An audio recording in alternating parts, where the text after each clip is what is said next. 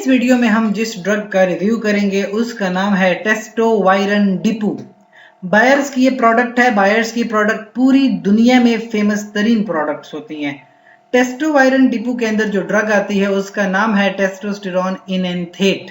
ठीक है, अब जरा इस ड्रग को समझिए। दरअसल क्या होता है कि जो आपके पास टेस्टोस्टेरोन है वो एक हार्मोन है।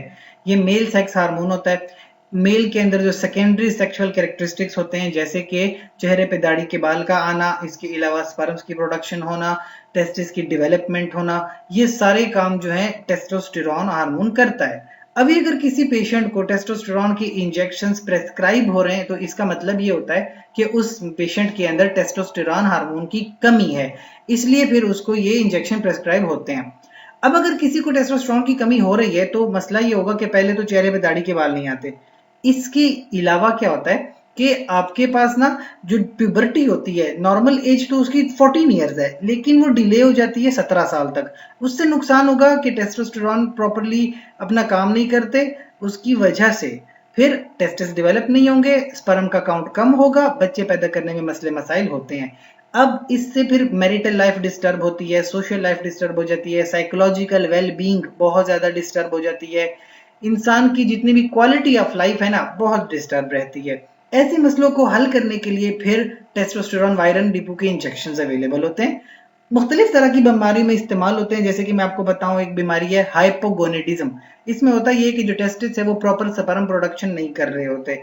तो अब जब वो प्रॉपर स्पर्म प्रोडक्शन नहीं कर रहे होते तो उससे बच्चे पैदा करने में मसला हो सकता है। तो फिर 50 mg से लेकर 400 mg तक के इंजेक्शन लगवाए जाते हैं मसल्स में, हर 2 से 4 हफ्ते लगाए जाते हैं।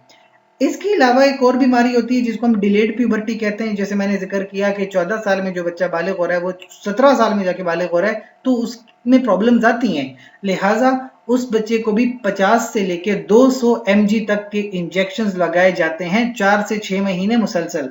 इसके अलावा जिन मर्दों में एंड्रोजन की कमी है, एंड्रोजन भी मेल सेक्स हार्मोन्स होते हैं, उनको भी ये ड्रग्स लगाई जाती हैं। खवातीन में देखा जाए तो जिन खवातीन को ब्रेस्ट कैंसर है और वो सर्जिकली ट्रीट नहीं हो रहा है, तो उन खवातीन में भी इस तरह की ड्रग्स का इस्तेमाल हुआ है। 200 mg से लेकर 400 mg तक हर 2 से 4 हफ्ते लगाए जाते हैं। कुछ लोगों की शिकायत भी हैं कि ऐसे इंजेक्शन इस्तेमाल करने से उनके जिस्म पे दाने वगैरह आ गए हैं, बहुत ज्यादा गुस्सा करने लगे हैं, कभी कभी जो है बाल भी झड़ते हैं, नींद भी पूरी तरह से नहीं आती है, कुछ बातें भी कभी कभी भूलने लगती हैं। मर्दों में जो है गायनेकोमेस्टिया हो रहा है, कोलेस्ट्रॉल के लेवल बढ़ रहे हैं, और लोगों को हाइपर टेंशन यानी ब्लड प्रेशर बढ़ रहा है, कभी कभी नींद नहीं आती है। इसके अलावा जिस्म के ऊपर प्रूराइटिस हो गया, इन्फेक्शन आ गए, फंगल इन्फेक्शन आ गई, सिबोरिया हो गया, डेंड्रफ आ गई।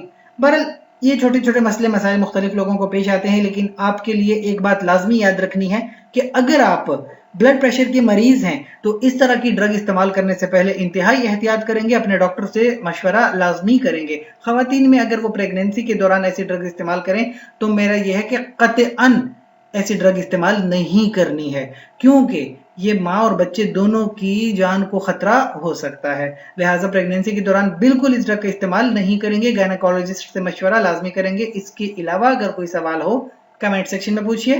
साथ ही इस चैनल को लाइक करें, कमेंट करें, शेयर करें, सब्सक्राइब करें। शुक्रिया।